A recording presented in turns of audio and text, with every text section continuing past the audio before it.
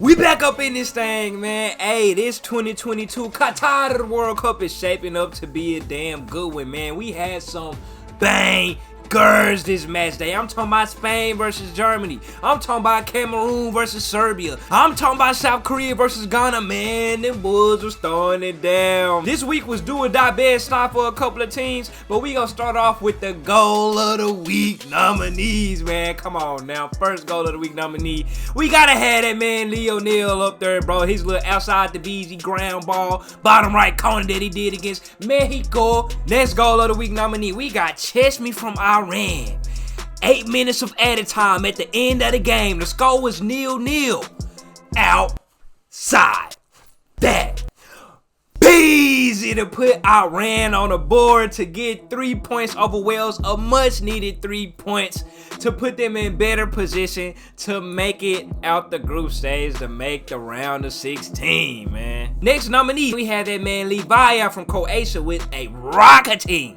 Outside that easy to go up on Canada 2-1. Then for the last nominee, we got Cho Gui-sung from South Korea. It was a high-ass header. Hopped up there and struck a pose. I'm talking about if you freeze frame that, if he ever had like a signature shoe line or a signature clothing brand, that could be his logo on what type of pose he struck up in the air. Then my fall goal of the week nominees, let me know what you think was the goal of the week in the comments. It don't have to be none of my nominees. This is mine personally, and I'm gonna announce my goal of the week at the end of the episode. Group A is still wide the hell open. We got Netherlands and Ecuador in 1 and 2, both with 4 points, and then we got Senegal in third, close behind them boys with 3, and then Qatar, them boys is eliminated. Of course, Qatar's in 4th and last place, man. Qatar versus Senegal. The Senegalese made light work of Qatar. 41st minute, a Qatar player had a poor ass clearance, and then Dia from Senegal ended up taking the hell in the middle of the box, knocked it in the back of the net to make it 1-0. 7 minutes later, Senegal had them a corner, crossed the hell to the middle. Jeju ended up headering it to make it 2-0. But thankfully for them Qatar boys, they got their first goal in country's history in the World Cup. They finally got a goal this tournament. 78th minute, they crossed it to the middle for a Muntari header to be the hero for the country and ease that lead differential just a little bit to make the score 2-1. To finish the game off 5 minutes before the end of the game, Senegal threw balled it to the middle to Dieng, and Dieng struck it in to make the score 3-1.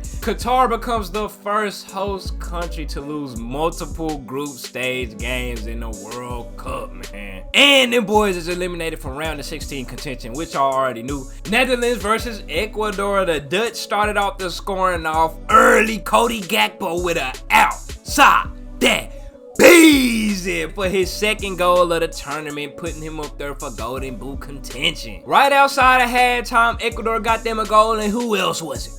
Who else was it? The man Valencia, bro. Come on now. They had shot towards the goal. Goalkeeper blocked it. It deflected towards Valencia. Valencia knocked it in. They all went over there to the team. You know, they did their celebration.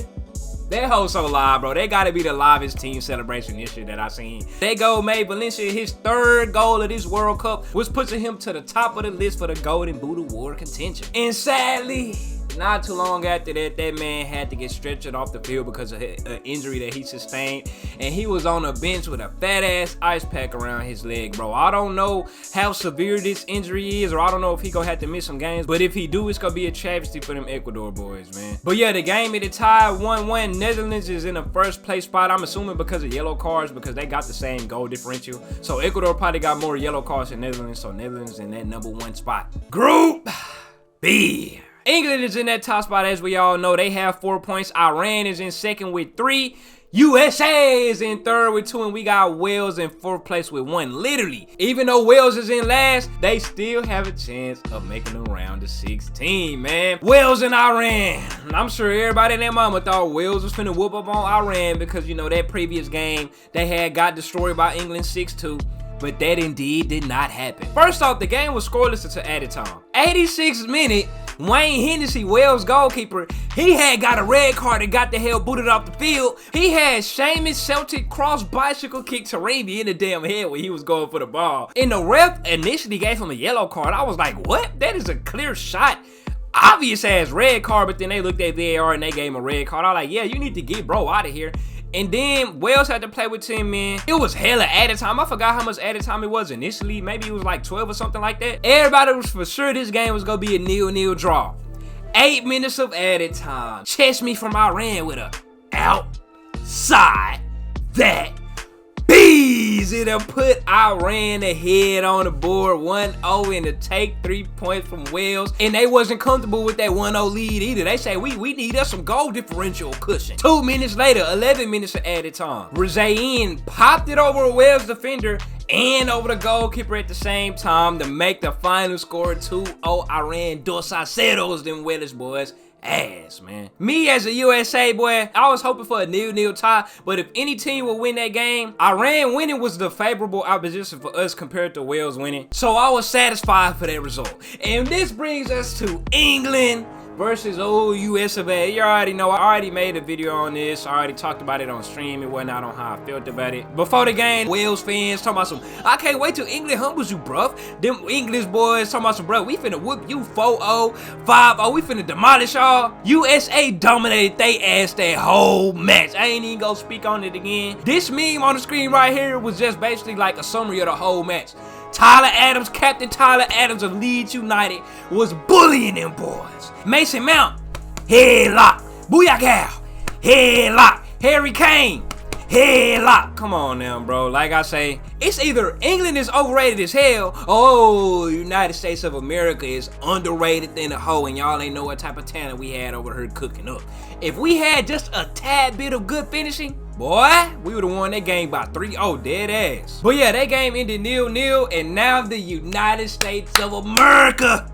Tomorrow's game versus Iran. This is win or go home. This is do or die bad style. We need to win this game. A lot of y'all don't think we'll win this game just because of the football math. Football math does not work. Just because we tied against Wales and Iran beat Wales don't mean that they finna beat us, man. Come on, we finna rise up to the occasion and we finna get this goddamn dub. Group C, wide the hell open. Poland is in the top spot with 4. Argentina and Saudi Arabia is in second and third with 3 points, and then we have L3 and dead last with 1. Poland and Saudi Arabia, word on the street, despite the 0-2 result against Poland, them Saudi Arabia boys look like the better team the whole match. 39th minute, Rob Lewandowski kept the ball from going out of bounds and passes to Zelensky in front of the box. Zelensky ended up scoring that hoe, making it 1-0. Right outside of halftime, Saudi Arabia had them a penalty. They had them a chance to tie this ball game up, sway the momentum, equalize the game, but they got their ass packed. The goalkeeper read his mind, ended up diving the right way, packing that penalty up. They had another chance to score, and they ended up missing that chance also, man. A crucial fumble chance by Saudi Arabia there, man. And that wasn't their only fumble chance. In the 82nd minute, the Saudis had them a poor backward pass, and then Rob Lewandowski ended up getting that ball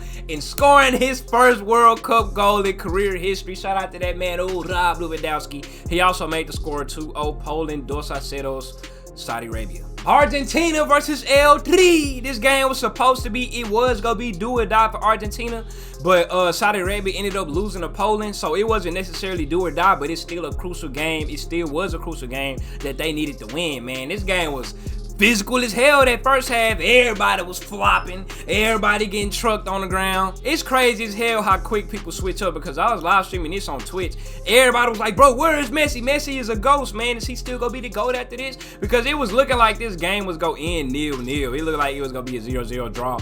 People on Twitter was clowning Messi and all of this. 64th minute. Messi must have been in the locker room at halftime on Twitter, just scrolling through, reading everything everybody had to say. He said, I bet. That's a bet. 64th minute. Lionel Messi, arguably one of the greatest of all time, outside that easy ground ball, that whole bottom right corner past old World Cup Ochoa. And the tones went from fraudulent Messi to everybody, bro, this is why he's the greatest of all time. Lionel is the greatest of our generation. I was like, damn, bro, it is so crazy how y'all boys be switching up like that. Y'all also went from saying Ochoa's world class, he's a world class keeper, you know, World Cup Ochoa, to saying, bro, he only scored it against Ochoa. He only scored it against an ass goalkeeper. It's just Ochoa. Come on, bro. This is World Cup Ochoa. Don't switch up like that, bro. Come on, y'all. Then in the 87th minute, Enzo Fernandez with a beautiful curler, boy, from the left side of the box at that left corner. Ooh, that hoe is sexy, bro. Argentina, Dos-a-Ceros, L3. Group D, France is at the top of the group. They say they don't give a damn about that World Cup curse. They're at the top of the group with 6 points. Australia is in second with 3. Denmark is in third with 1. And Tunisia is also in fourth with 1. Denmark and Tunisia still have a chance to make it to the round of 16. If Denmark beat Australia and Tunisia somehow has a better goal differential and they beat France, they can make the round of 16. Or if Denmark beat Australia, they could just simply make the round of 16 and France end up beating Tunisia. Australia has some nice ass jerseys, man. During that Tunisia and Australia game, I said, ooh, them hoes is nice. Socceroos ended up getting the better of Tunisia. 23rd minute, Mitch Duke had headed him a ball in off a deflected cross, and Australia ended up keeping that lead the rest of the game. They win over Tunisia 1-0. France and Denmark. Oh, Kylian Mbappe. He showed why he's going to be one of the greatest of this generation. I'ma ask y'all again, like everybody was asking during the Premier League season. Who y'all got? Kylian Mbappe or Erling Haaland? France started the scoring off 61st minute. Mbappe with a little give and go. He passed it to Hernandez. Hernandez passed it back to Kylian. Kylian struck it past everybody to the back of the net to get his first goal of the game. But Denmark ended up striking back. Denmark had them a corner. Christian Eriksen crossed that hole. Somebody header passed it to Christensen. Christensen headed it to the back of the net to equalize that game. Then in the 86th, Kylian Mbappe got him a brace. Antoine Griezmann crossed that hole and Mbappe hip shotted it. He shot that hole with his hip. He jumped up. It gave France the lead in the last 5 minutes of the game. Locked them boys in for the round of 16. And with that goal, he equaled Mr. Lionel Messi's World Cup total goals with 7 in 11 fewer games. Well, that was until Lionel got him that outside the bees against Argentina and Mexico. So Lionel at 8 now and Mbappe at 7. But when that game, But when that game happened, the Argentina and Mexico ain't happened yet, so Lionel was still at 7. And Mbappe also got more World Cup goals than Thierry Henry now. And Mbappe is only 23. France basically locked in that #1 spot with a 2-1 win over Denmark. Group E, the group that doesn't make any sense at all. I made a whole video about that as well. This group is wide the hell open for anybody's second also. Spain is at the top spot with #1 with 4 points. Japan is in second with 3. Costa Rica is in third with 3. And Germany is in fourth with 1. Japan and Costa Rica. The same Costa Rica who lost 7-0 to Spain. The same Japan who just upset Germany and beat them boys. 81st minute. Fuller from Costa Rica with the shot of his life. He's inside the box. He curled that hole, top left corner, popped that hole up. Japan's goalkeeper got a piece of it, but it still ended up going in. Them Costa Ricans went ballistics. What a banger of a shot for Costa Rica to get their first goal of this World Cup, and they definitely needed that after that sad and devastating loss that they took against Spain. And it helped Costa Rica even more that Keylor Navas decided to turn into his regular self again this game.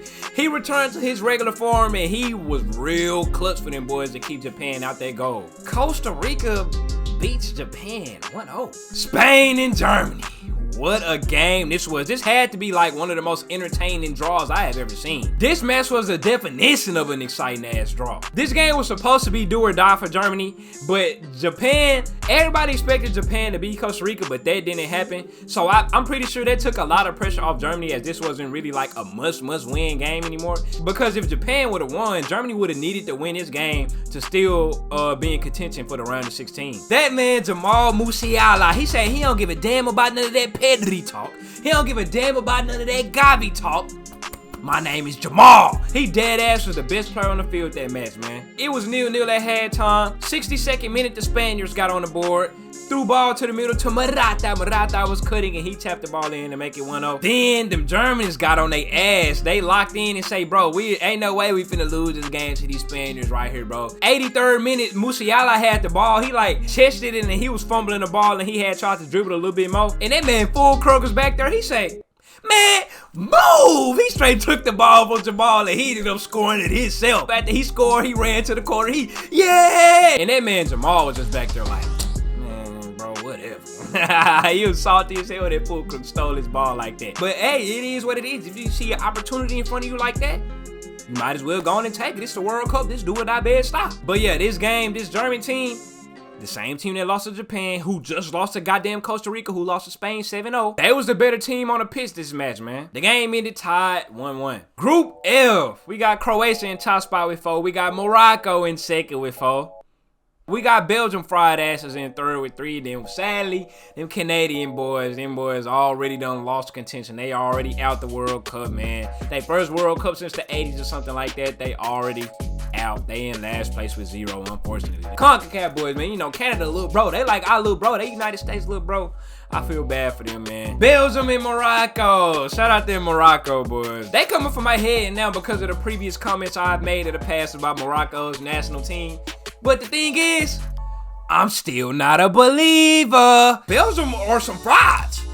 They fraudulent as hell, so I'm still not a believer after y'all, you know, after y'all just beat Belgium. I ain't no believer. I don't even consider this an upset. The way Belgium looked against Canada when they really should have lost their game against Canada, there was no shock in my mind. If you would have told me that Morocco would have beat Belgium, I would have been like, by how much? 73rd minute, Morocco had them a set piece from like the little side corner right there. Sabiri say, I'm not finna pass this hoe, I'm finna shoot this hoe. He shot that hoe and that hoe ended up curling past everybody and going inside the net. Free kick, banger, banger, banger. But unfortunately, Romain was right there and ended up stealing bro goal because he brushed off of his leg or something like that. So it wasn't credited to Sabiri for the free kick curl shot banger in the World Cup, but instead it was credited to Romain for the little tap in goal right in front of the box. I feel sad for Sabiri right there because Romain, that ball was going in regardless. Then in 2 minutes of added time, Ziyech was dribbling through that D. He crossed it to Zakaria and Zakaria striked it in to make it 2-0. Morocco dos aceros, the frauds, Belgium. Croatia and Canada. Oh, man. I feel sad for the little bros this game, bro. They started it off good. 1 minute in the game, that boy Alphonso Davies was on a run, and they did a deep-ass cross to him. He did a stagnant, strong-ass header to the back of the net to give Canada their first World Cup goal in country history. Shout out to that man Alphonso, man. I'm happy for them boys. But the rest of the game, them Croatians laid them boys down. 36th minute, Kramaric struck it in from the left side of the pitch. 44th minute, goal of the week nominee, Livaya with an outside that beezy. 70th minute, Kramaric got him a brace. They crossed it to him. He settled it down, lined it up, measured it, knocked it to the back of the net. Then 4 minutes added time, the ball went through a Canada's player's legs, and they went on a 2-on-1 run, crossed it to the middle, and knocked it past the goalkeeper, bro. Croatia whoops Canada's ass. 4-1. Group G, Brazil is in that top spot with 6, clutching that first place spot. I'm pretty sure they clutched that spot. Switzerland is in second with 3. Cameroon is in third with 1. And Serbia is in last place, 4th with 1 off goal differential. Cameroon and Serbia damn near had one of the greatest games of this year's tournament. Cameroon hit them a mean-ass comeback this game. They was the first ones on the board, though. They had them a corner in the 29th minute, and Castelletto ended up being the one who put Cameroon on the board. It was close to the end of the first half, and this is when the ties changed. This is when everything changed. 1 minute of added time, Serbia had them a set piece. Crossed that hoe to the middle, Pavlovic hopped up, contorted his body. The most vicious header I have ever seen to equalize that game. 2 minutes later, still in added time. 3 minutes of added time. Milinkovic Savage with an outside that bees, and the score was 2-1. So instead of going into halftime with a 1-0 lead, they went into that hole with a 2-1 deficit. Coming outside of halftime, Serbia had got them another one. They had them a Serbian Taka. The Serbian Taka goal, they was passing that hoe back and forth across the box. And Mitrovic ended up being the one to finally get his goal to put the game out of reach for Cameroon to make the score 3-1. Or did they put the game out of reach? Instead of laying down and giving up, then Cameroonians got the troops together, rallied together, and ended up going on a run. 63rd minute, across to a wide open ass Abubakar. Everybody thought he was offsides. Slid somebody on his ass and did one of the most high, deep ass chip shots I have ever seen in my life.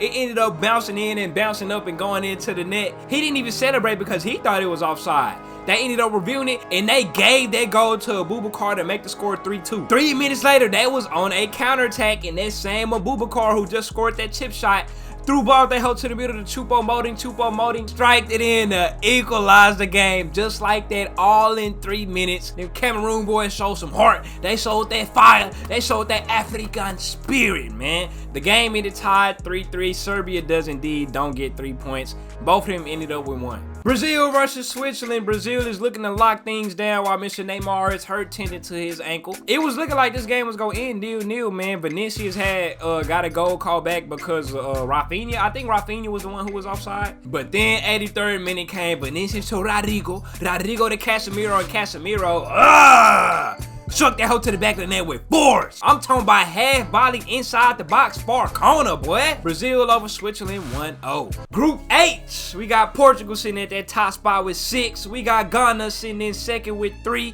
We got South Korea in third, and then we got Uruguay in last place with 1 point. South Korea and Ghana, another one of those bangers. 24th minute, Ghana had them a set piece. They had 2 people to take it. First dude ran up to take it, pump fake that hoe to throw everybody off. Second person crossed it. The ball fell in the middle of the box. It bounced everywhere, and Salisu ran up. Knocked that hoe to the back of the net to make it 1-0. 10 minutes later, 34th minute, they crossed that hoe damn near from that same spot. And Kudus was on the receiving end of that hoe, headed that hoe in to give Ghana an early 2-0 lead over South Korea. It wasn't looking good. Outside of halftime, 58th minute, that's when the Koreans started teeing it up. Ghana had the ball, and somebody from Korea ended up taking that hoe, a deep ass cross to the middle of the box to Cho Gui-song, headed that hoe to make the lead just a little bit smaller, 2-1 Ghana's way. 3 minutes later, Sonny Boy had the ball. He passed to one of his teammates dribbled towards the baseline, crossed that hoe, a high ass cross to the middle. The same dude who just scored that header goal, Gui-song, hopped up, struck a pose, like I said in the goal of the week nominee. Forceful missile header to the back of the net to equalize the game, tie the ball game up 2-2. All within 3 minutes. Boy, them Koreans was teed the hell up. They celebrations was short-lived though, because 7 minutes later in the 68th, man, Ghana had them a through ball across the box. One Ghana player acted like he was finna shoot that hoe, pump fake to everybody. The ball went to Kudus. Kudus was right there wide open for the taking. Took that hoe, good. He gave Ghana the go-ahead goal in the 68th.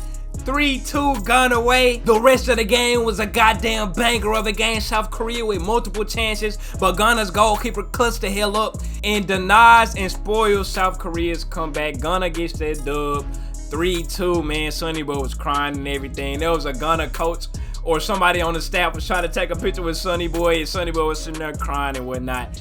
Feel bad for bro, but yeah, Ghana gets that dub, man. What a game. Last game of the evening, we got Portugal versus Uruguay. Hey, this was a damn banger of a game too. It was real gritty. Them boys was boxing it out. It was 0-0 at halftime, but when that second half hit, 54th minute, Bruno Fernandes, I don't know if he tried, I don't think he tried to shoot it. He was like right outside the box, like on the corner, on the little edge. Ronaldo was cutting towards the goal, so Bruno tried to like cross that hole to Ronaldo. Ronaldo missed the header, and then the ball actually still ended up going in the goal. Ronaldo sitting here running around, celebrating, teeing up, trying to convince everybody that he ended up scoring it. When they showed the replay, man, Cristiano, you know damn well you ain't touched that ball with your head. It was close, but you know damn well you ain't touched that ball. But after that goal, man, the game turned on a new page, and it was intense. That was an intense ass second half. Uruguay had a lot of chances, a lot of balls in that final third, but they just couldn't capitalize, man. Uruguay ended up getting a handball in added time, 3 minutes added time. Bruno Fernandes lined up to take the penalty to try and get him a brace.